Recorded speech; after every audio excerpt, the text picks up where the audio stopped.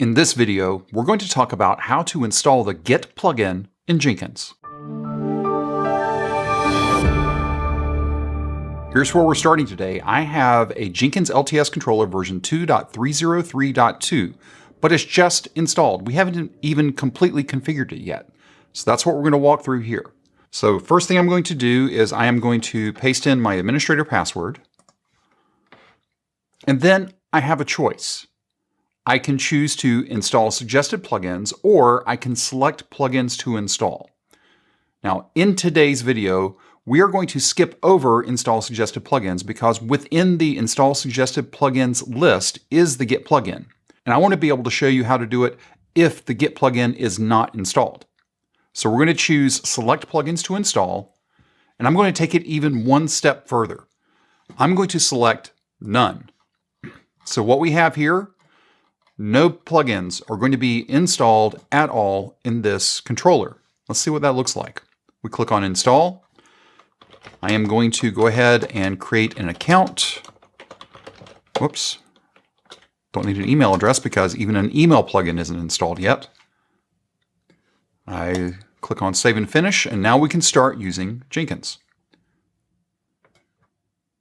So just like I would normally do in any fresh installations, I am going to go ahead and do an immediate restart. Why? It's the JVM. Why not go ahead and give it a fresh startup? Now let's go ahead and log in to our controller. And let's go over to Manage Jenkins and Manage Plugins and look at something that you may have never seen before. If I go to the Installed tab, there are no plugins installed. This is a completely fresh installation of Jenkins with no plugins. Also, to prove this out, let's go back over to Dashboard. Let's create a new item. I'm going to call it Test. And notice the only job type that we have is Freestyle. We don't even have Pipeline because, again, there are no plugins installed. So I'm going to select Freestyle and click OK. And if we look under Source Code Management, the only option we have is actually no option at all. It's just none. One more thing I want you to take a look at. Let's go to Configure System. And you're going to see here that there's very little information even listed in Configure System. And specifically what we don't see here is we don't see any information about Git because, again, there are no plugins installed, specifically the Git plugin. Now let's go over to Manage Plugins. So Manage Jenkins, Manage Plugins. Let's go to Available, and I'm going to search for Git. And the one we're going to select is just this top level Git. And let's watch what happens here. We're going to download now and install after restart.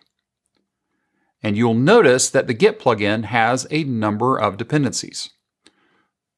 So when we said Git, it also went through and pulled in its dependencies and the dependencies of the dependencies.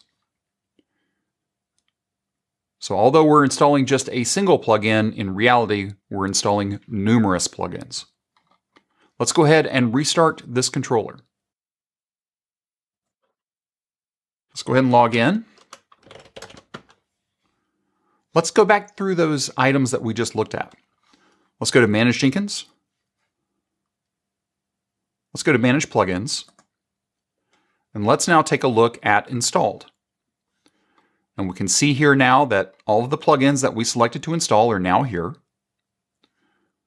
Let's go back over to our Test Freestyle job.